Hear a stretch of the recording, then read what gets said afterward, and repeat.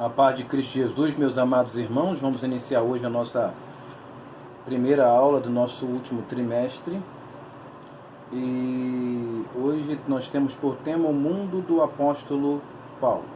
Vamos iniciar já lendo nossa leitura do nosso texto áureo e assim logo após dando prosseguimento ao nosso assunto de hoje. Diz assim: disse-lhe, porém, o Senhor: vai, porque este é para mim um vaso escolhido para levar o meu nome diante dos gentios e dos reis e dos filhos de Israel. A gente tem aqui a iniciação do ministério de Paulo, do apóstolo Paulo, assim se dizendo. A gente precisa primeiro ter em mente, e eu quero pautar aqui como introdução, é que a gente não vê discussão teológica, ou em livro, apostila, ou em qualquer outro lugar, a discussão da contemporaneidade de Paulo com Jesus. Se Paulo realmente viveu no período de Jesus, foi contemporâneo de Jesus ou não. A gente não tem isto, a gente não tem uma abordagem referente a isto. E a gente precisa entender se Paulo ele viveu em Jerusalém, aprendeu aos pés de Gamaliel, provavelmente ele teria que ter pelo menos ouvido, como diz a expressão popular, cruzado com Jesus em algum momento, mas a gente não encontra isso. Eu quero só frisar aqui, antes de usar meu papelzinho ali, a seguinte coisa que o comentarista ele coloca aqui, quando ele coloca a data de nascimento de Paulo. Aí ele aborda assim: talvez tenha ocorrido no ano 5 a.C. Desta forma, o nosso Senhor foi crucificado. Paulo poderia ter entre 30 a 35 anos de idade. O que eu quero levantar já aqui é que se Paulo, porventura, tivesse 30 a 35 anos de idade, ou alguns estudiosos aludem que Paulo ele nasceu da mesma época de Jesus, eles eram da mesma idade, e outros jogam a idade de Jesus um pouco adiante. Só que se na crucificação de Jesus, Paulo está com 30 a 35 anos, se Jesus era mais velho, Jesus não foi crucificado com 33 anos, mas com 40 ou um pouco mais. Mas a gente não vai discutir isso agora, só para guisa de observação referente ao assunto. Então, o apóstolo Paulo, e voltando aqui, a gente começa aqui sobre esse assunto mesmo, que é sobre a data de nascimento de Paulo. A data de nascimento de Paulo começa entre os estudiosos, entre 10 a.C. a 5 a.C. Aqui o comentarista adotou a data de 5, mas alguns podem adotar a data de 10. Ou seja, Jesus era mais velho que Paulo, entre 10 a 5 anos. Como eu disse, e volto a repetir, a gente tem uma lacuna sem explicação, que Paulo não cita Jesus como sendo seu contemporâneo, não fala dele, não cita que ouviu falar dele, e a gente tem esse vazio, porque se Paulo ele viveu aos pés de Gamaliel em Jerusalém, ele era absolutamente necessário que ele tivesse ouvido Jesus, o maior nome, o maior teólogo, o maior rabi, o maior doutor de todos os tempos e naquela época. Então não tinha como não ser citado dos lábios de Paulo ou em algum escrito dele o nome Jesus. Então a gente fica sem essa explicação, a gente não sabe o porquê que Paulo não cita Jesus, a gente tem essa pequena brecha. Então Paulo ele é natural de Tarso, da Cilícia, na Ásia Menor. A Cilícia é uma província romana, foi conquistada por Pompeu em 67 a.C. Tarso foi transformada na capital da nova província da Sicília, e isso nesse período ali de 64 a.C. A gente tem uma informação de Jerônimo do que a família de Paulo, outrora, teria emigrado de Giscala da Galileia. Mas a gente não tem assim uma informação detalhada tanto da localidade e tanto do fato que Jerônimo cita, mas existe essa citação. Pois bem, aí a gente agora, dentro desta introdução, a gente tem a educação paulina. E volta de passagem dizer que se Paulo conviveu em Jerusalém, provavelmente ele teria bebido da fonte, de forma direta ou indireta, advinda de Jesus. Até os doutores, os fariseus, os escribas, todos eles se alimentaram, aprenderam, desenvolveram. Eles sentavam para ouvir Jesus e aprender. A gente não tem esse relato referente a Paulo. Há uma coisa que eu quero observar aqui, é que no livro de Marcos, alguns aludem que aquele jovem que estava enrolado no lençol era o próprio Marco, até o doutor Wilbur Puicren cita isto. Outras pessoas pensam assim também. Mas também há outros que entendem que aquele jovem que estava acompanhando de longe era o próprio apóstolo Paulo.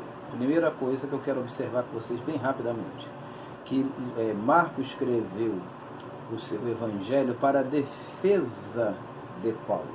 Então, por isso, ele cita ali diretamente o apóstolo Paulo. Mas é tudo especulação, mas fica essa grande brecha sem ser preenchida.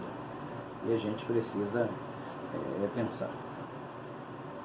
O nível de educação do apóstolo Paulo, provavelmente falava hebraico e aramaico e grego. O nível de educação de Paulo pode ser visto pelo uso da Septuaginta. Ele usou bastante a Septuaginta quando ele comentava o Antigo Testamento. Ele utilizava tremendamente ou constantemente a Septuaginta. Na realidade, a Septuaginta era a tradução que os apóstolos utilizavam, até o próprio Cristo em algumas ocasiões. Então, assim, não é um espanto a gente dizer que eles usavam isso aí. A gente tem aqui, eu vou ler só esta referência, em Atos capítulo 21, versículo 40, diz assim: havendo-lhe permitido, Paulo, pondo-se em pé na escada, fez sinal com a mão ao povo e, feito grande silêncio, falou-lhe em língua hebraica, dizendo. Então ele falava bem o hebraico, mas ele não era hebreu, ele não era, gente, ele não era da cidade ali central de Jerusalém. Então, com isso, ele era completamente helenizado. Então, a cultura dele inicial de aprendizagem de língua pode ter sido a grega. Então, assim, ele ter aprendido o hebraico, a língua mãe, e o aramaico, isso conotava uma capacidade intelectual muito grande. Até mesmo porque o intercâmbio com outras nações e povos era utilizado a língua grega e não a hebraica. Então, agora a gente quer citar aqui a cidadania do apóstolo Paulo. Isso aqui também é um ponto de discussão, a gente vai passar bem devagar, mas bem rápido, mas é um ponto de discussão porque a gente encontra alguns pequenos problemas, até mesmo nas citações, a partir do capítulo 21 que a gente já está lendo aqui, e outros vai seguindo até o 26, a gente vai encontrar algumas dificuldades referente até essa tão bendita cidadania de Paulo. Mas seguindo, fica impossível dizer que o direito romano de Paulo foi adquirido pela sua casa paterna, vinda de Tarso ou do Império Romano. Ou seja, se o pai dele adquiriu por ser morador de Tarso ou diretamente pelo imperador romano. Há uma pequena alusão, a gente encontra isso em leitura, bem vaga, mas encontra, que teve uma guerra, e nessa guerra os judeus, os gitáceos, apoiaram os romanos e ajudaram os romanos, e com isso adquiriram esse direito, e o pai de Paulo, como um soldado participante, adquiriu esse direito, e isso foi perpassado pelas famílias. Mas é tudo coisas que a gente tem aludido em alguns livros, algumas apostilas, mas a gente não tem uma cabal precisão daquilo que está sendo dito por esses estudiosos. Paulo normalmente, com atraso, recorria à sua cidadania romana, sinalizando que não podia agir, ou seja, que não podiam agir com ele assim. Mas temos um relato em Joséfo, em Belo 2:308, que na antiguidade houve casos em que o direito romano de cidadania não poupava de flagelação e crucificação. Paulo, aqui que eu quero tocar rapidamente. Paulo, ele apelava pelo direito romano, mas de uma forma muito a posterior. Primeiro ele sofria os flagelos, apanhava, como a gente vê ele sendo preso, e depois que ele vai recorrer, não pode fazer isso não, porque eu sou cidadão romano. Por que ele não apelava a isso já de imediato e inibia as suas prisões, ou até mesmo os seus flagelos e açoites que ele sofreu? A gente não tem, como tem dito aqui, volto a dizer, não tem-se uma precisão por quê, mas se alude o seguinte, que Paulo ele só recorria quando a situação chegava a um caso de extremo, aí ele sim recorria. Mas quando as coisas estavam indo debaixo de uma, vamos dizer assim, debaixo de sua regência e capacidade, ele deixava até mesmo porque ele entendia que os seus açoites e castigos e tudo mais faziam parte da sua crucificação com Cristo e de sua participação no sofrimento de Cristo. Então, por isso que ele falava. Por isso que ele falava depois. E como lemos aqui, Joséfo cita que a cidadania romana, em alguns casos, não protegia o cidadão de ser açoitado, flagelado ou até crucificado. Tá? Essas aqui são falas de Joséfo. Observação.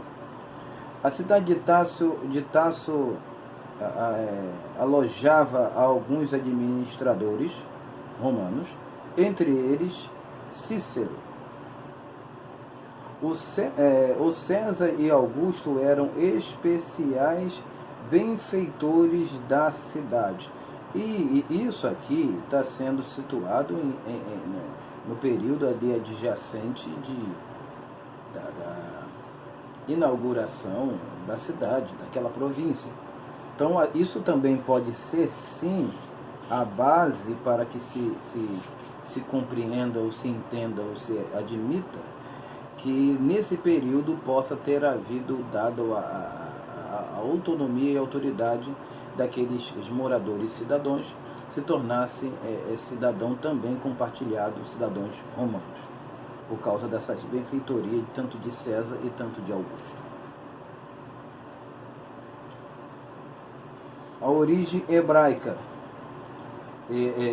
Paulo, ele era hebreu, filho de hebreu. Ele era da tribo de Benjamim e cumpria todos os costumes da sua época com grande zelo. Ele era zeloso de boas obras. Era um homem que procurava cumprir dentro do regime da sua época, que era o farisaísmo, que ele seguia. Ele procurava cumprir com todo zelo, até excedendo alguns da sua idade. Então, em Filipenses capítulo 3, versículo de número 5, diz assim: circuncidado o 8º dia, da linhagem de Israel, da tribo de Benjamim, hebreu de hebreus, segundo a lei, fui fariseu, segundo o zelo perseguidor da igreja, segundo a justiça que há na lei irrepreensível. A gente vai mais para frente tocar aqui no ponto referente a Paulo ser fariseu, mas é uma questão que a gente não vai precisamente observar agora.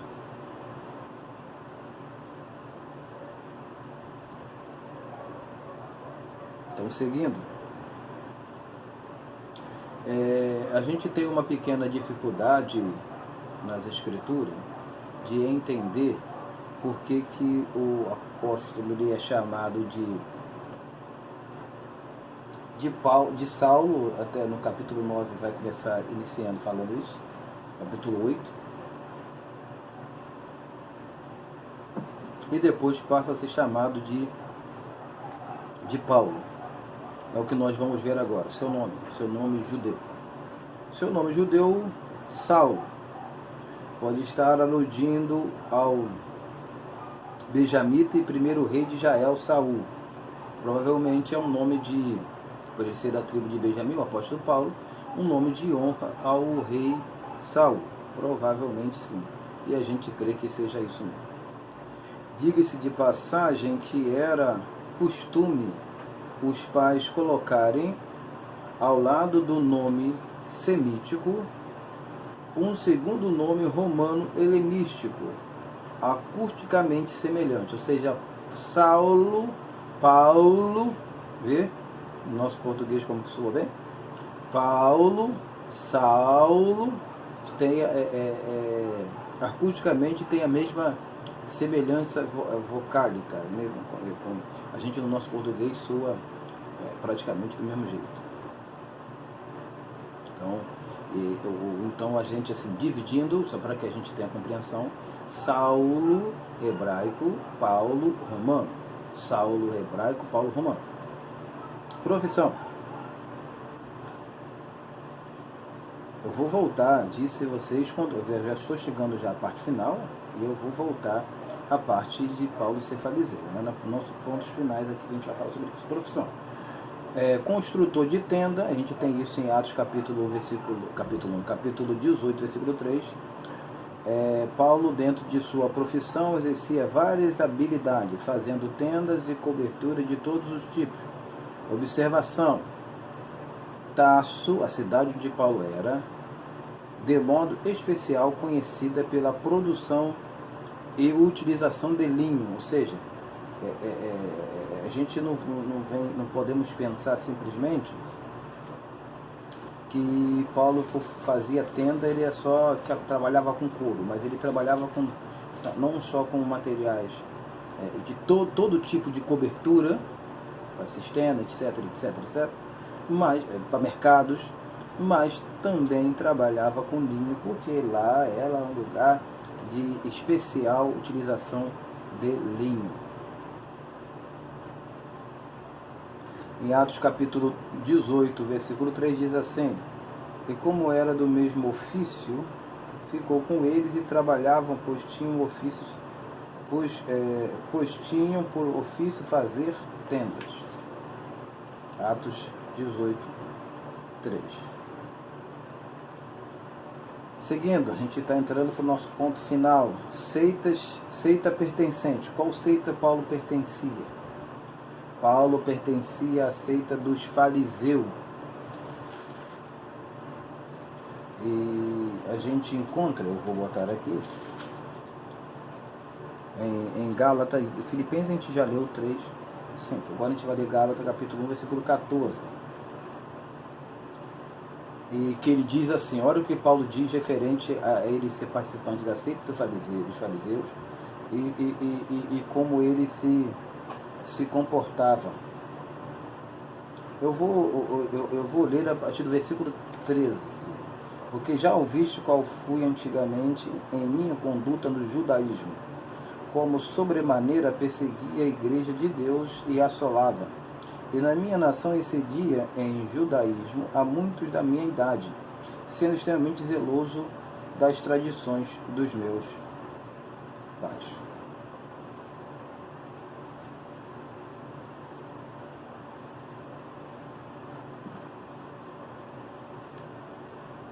Esse versículo aqui a gente coloca junto para apoiar a ideia de Paulo ser fariseu, e é usado muito isso, como a gente já leu já em Filipenses,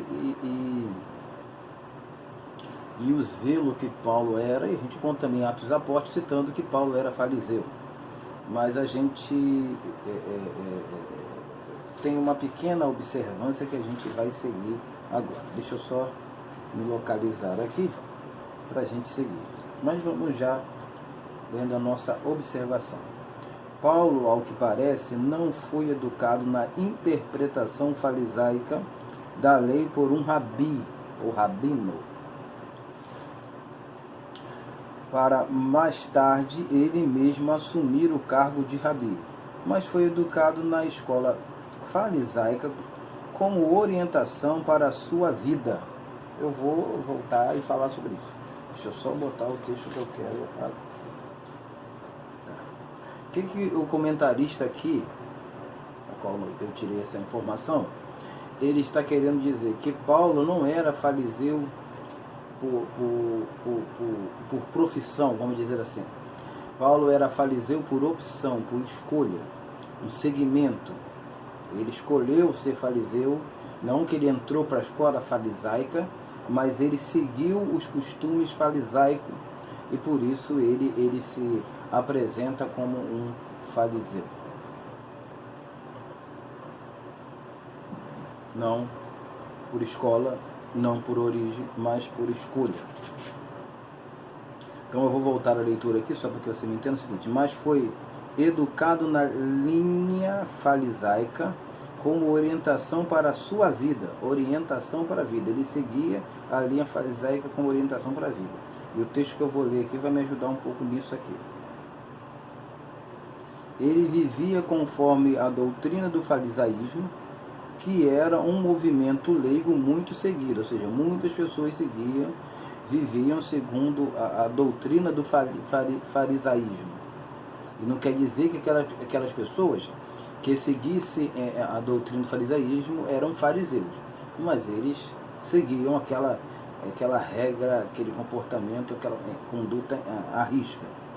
Assim, provavelmente, já fazia a sua família.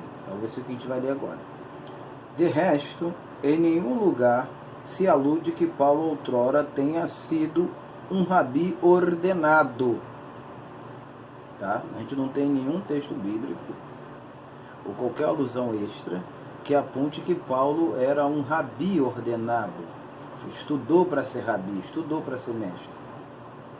A gente não encontra. Ah, mas aí você pode me aludir e dizer, mas pastor, a gente encontra em Atos, no capítulo 8 ali, quando ele está recebendo as vestes de Estevão, Paulo, depois ele cita que estava aos pés de Gamaliel. Tá. Mas estava aos pés de Gamaliel para ser educado na lei, ou ele realmente era, porque educado em questão de conhecimento e cultura, porque ele era um fariseu. A gente não tem isso. E até mesmo vale se pensar aqui também que se o pai de Paulo, seguindo essa linha que o escritor comenta aqui, que o pai de Paulo fosse fariseu, o pai de Paulo provavelmente ele teria tido qualquer tipo de contato com Jesus, porque nesse período assim de ceia, de Páscoa, o povo ceia, né? Iriam todos para Jerusalém, ou a maioria para a festa. Então nesse período ele teria recebido por tradição qualquer informação por Jesus, e até mesmo o próprio Paulo era necessário ter conhecido Jesus. A gente não sabe porque ele não comenta. De repente pode ter sido que realmente, se porventura é verdade que Paulo é aquele jovem que segue Jesus nu, Paulo provavelmente deve ter tido alguma frustração com Jesus, a qual ele não relata nas suas epístolas. Porque quando a gente encontra Jesus falando com Paulo no caminho de Damasco, o relacionamento de Jesus com Paulo, entre linhas ali, parece um relacionamento já conhecido. O Senhor fala: por que tu me persegues? E quando ele vê aquele clarão, ele automaticamente ouve a voz, ele pergunta, ele não fala quem és, mas ele pergunta: Senhor. Ele entendia que o que estava acontecendo, mas a gente não tem ali, o Lucas, ao escrever e relatar, não dá os pormenores para que a gente possa ter uma conclusão cabal e completa. Então, de resto, em nenhum lugar se alude que Paulo outrora tenha sido um rabi ordenado. Ordenação para rabi só com 40 anos. E aí o pessoal diz que Paulo era muito novo para ocupar o cargo de rabi naquela época qual ele perseguia a igreja. Atos capítulo 23, versículo 6, para nós concluirmos. E Paulo, sabendo que uma parte era de saduceu e outra de fariseu, clamou no conselho: varões irmãos, eu sou fariseu, filho de fariseu, no tocante à esperança e à ressurreição dos mortos, sou julgado.